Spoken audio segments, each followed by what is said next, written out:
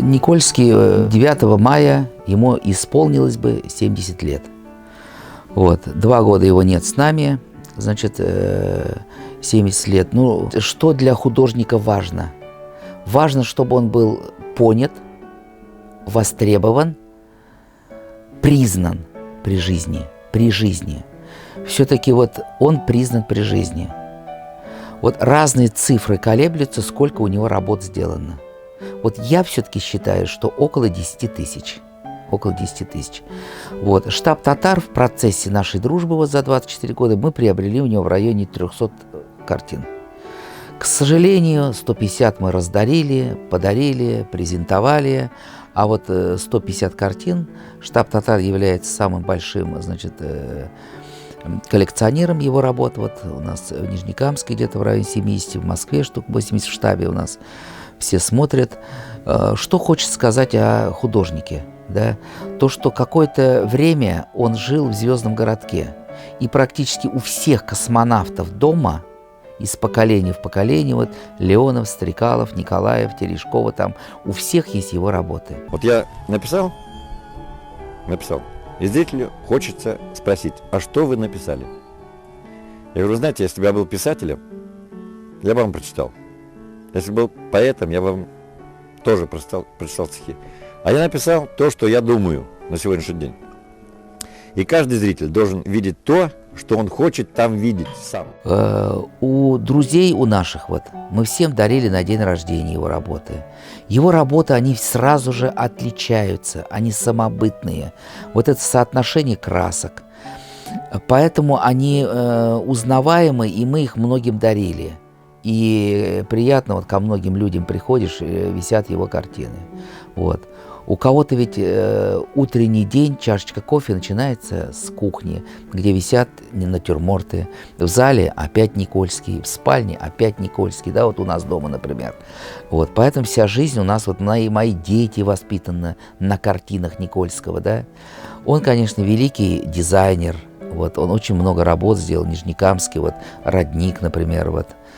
Значит, у художника очень важна востребованность и важно окружение и друзья. Вот как-то, наверное, Володе повезло с друзьями. Вот у него был друг Зотин, Михаил, значит, Юрьевич, был Зуев Валерий Павлович, там, Бекмулин Рустем Талгатович, вот, нет его, к сожалению. Вот. И как-то вот они делали ему выставки и делают сейчас. В честь 70-летия была сделана большая выставка в Нижнекамске, и все друзья с удовольствием принесли картины. На картинах Никольского можно воспитывать. В чем задача? В том, чтобы они, смотря картины, научились глубинно мыслить, анализировать, да, моделировать как-то. Вот, например, у него много картин про экологию. Он вопрос экологии еще 30 лет назад поднимал. А сегодня это как никогда актуально. Чем отличался Володя от других художников? Вот я, например, был год назад, где дом художника есть в Набережных Челнах, где в одном здании сидит там 30-40, наверное, художников, у каждого своя мастерская, и в каждой мастерской там по 20, по 40 работ, которые написаны где-то 10 лет назад, может, 20 лет назад. Их никто не видел. У Володи работа еще краска не высохла, ее тут же забирали. И у него родственников нет вообще картин. Вот, и поэтому мы друзья, вот мы, там, кто по 10, по 15, мы взяли эти картины и сделали выставку в Нижнекамске. Конечно, она вызвала большой интерес у молодежи. Вот. Картина Никольского вот чем отличается? Она не просто натюрморт или не просто сюжет, это не просто хорошее исполнение рисунка. Она на человека заставляет думать, анализировать, моделировать, да? Как вот мы к музыке подбираем видеоклип, также у него каждая картина – это огромный длинный рассказ философский. Вот еще 30 лет назад он поднял вопрос экологии. У него очень много картин таких вот, в таких красках написано там земля, леса, реки, экология. Вот в этом его уникальность. Кругом экология. Мы не смотрим за экологией, да? Нам надо смотреть экологию, да. Не было границ разных. А мы сейчас огород делим, дом делим, все у нас поделено вся земля заборами. Это на это посвящена вот эта картина. Дырка. Дырка – это прорубь. Не важно момент, когда вы поймаете что-то, а важен момент, когда вы ждете. Когда удовольствие Ждете. И вы не знаете, что там внизу. И вот этот момент, он интересен, чем сама рыбалка, психологически. И потом оставляет рыбу и уезжает. Да. Его уникальность в том, что он, например, там Джоконду, Леонардо да Винчи, кого-то художников там, он рисовал по памяти. Вот. Он в каждой картине у него вот как родительский дом. У него есть картина «Позвони маме». У него такие названия очень интересные, философские. Вот. Целый вот у него, например, есть картина в разных вариантах, она это вот наковальня. На наковальне лежит яйцо. Вот как в кузнице среди металла, вот эти аллегории, вот этой хрупкости металла, например. У нас одна картина висит у Аллы Борисовны Пугачевой, дома ее. Вот мы очень долгие годы дружили с Галиной Волчек, Галиной Борисовной. Вот что ей подарить на... Значит, мы ей подарили на 70-летие картину Никольского, она ей очень понравилась, на 75 лет тоже мы ей подарили. Вот у нее в кабинете в Театре «Современник» висела картина Никольского. Значит, ресторан «Максимилиан» в Москве, вот он сейчас в Самаре, где-то тоже картина Никольского. Значит, Китай-городской стене Никольского. И вот у нас 6 больших картин таких, они у Лужкова в галерее.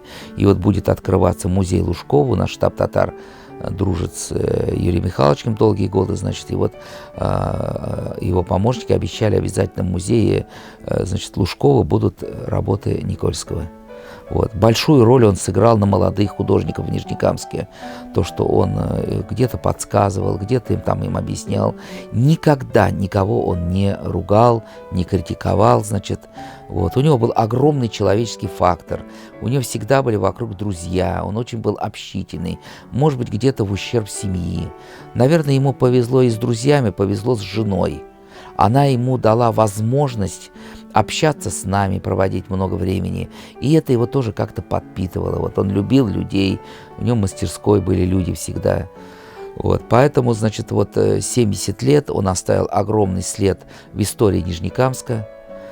Его знает весь город, да. Значит, в музее есть картины, выставки будут периодически повторяться. Мы, друзья, с удовольствием будем этому способствовать. Вот.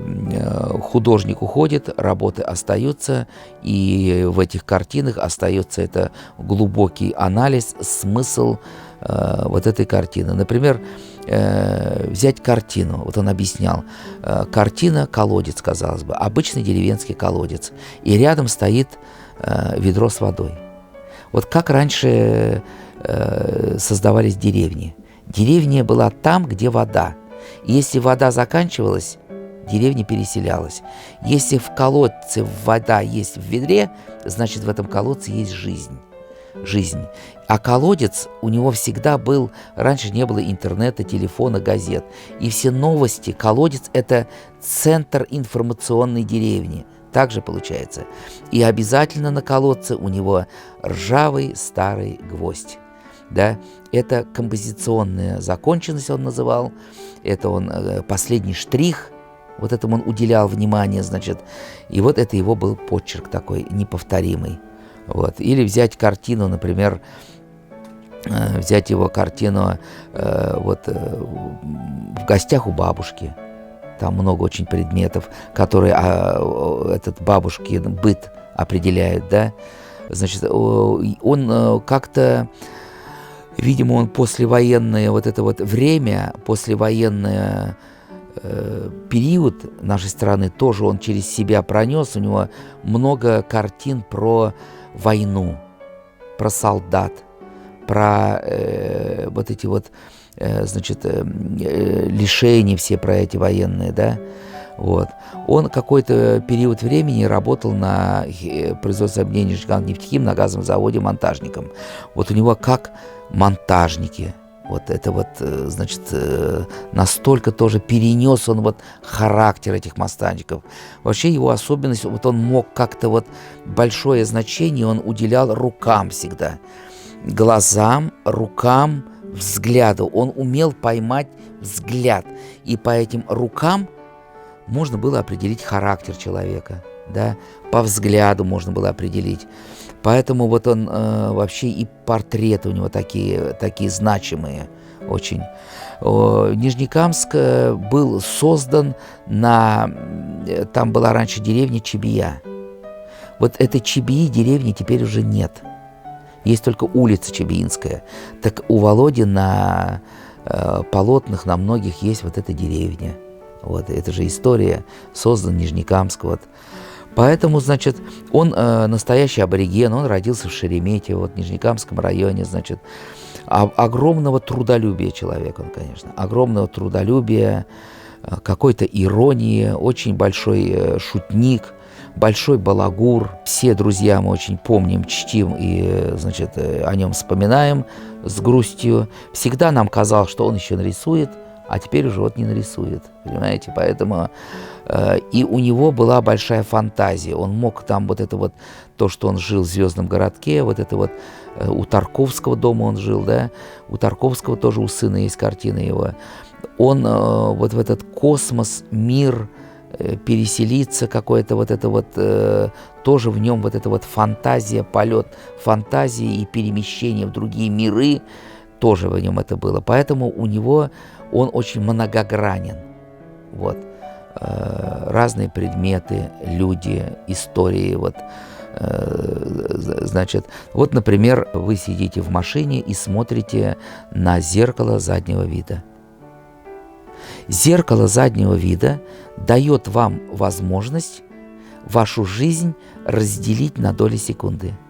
Вы своими глазами смотрите дорогу, а через секунду, через доли, вот эта же ваша дорога, она оказывается в зеркале заднего вида. Так получается.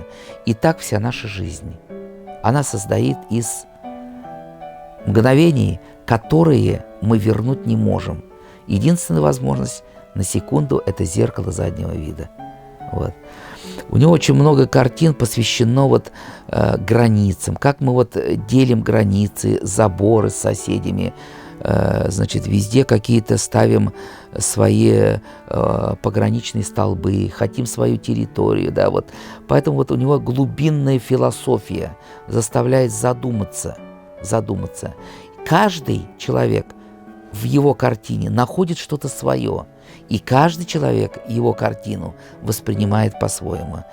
Оно есть в интернете, картин много. Вот мы, значит, есть книга в интернете, картины. Я бы очень рекомендовал посмотреть его картины в интернете и по-своему прочитать глубоко зашифрованный, замаскированный, завуалированный рассказ автора. Вот. Что он, а что вы думаете про эту картину. Вот. Или, например, рыбак. Сидит рыбак, зимняя рыбалка. Вот это лунка, он очень хорошо прорисовал ее. Вот момент ожидания он перенес. Как рыбак сидит, и не важен момент ловли самой, вытаскивания, а важен момент перед ловлей, да, вот.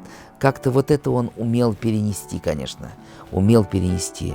Очень он любил такие аллегории, сравнения, любил рисовать он фрукты, вот яблоко, груши красивые, потому что яблоко – это древо, как Адам и Ева. Вот он беременным женщинам рисовал яблоко, потому что и беременная женщина, и яблоко, мы не знаем, что внутри. Он иногда в разрезе яблоки рисовал.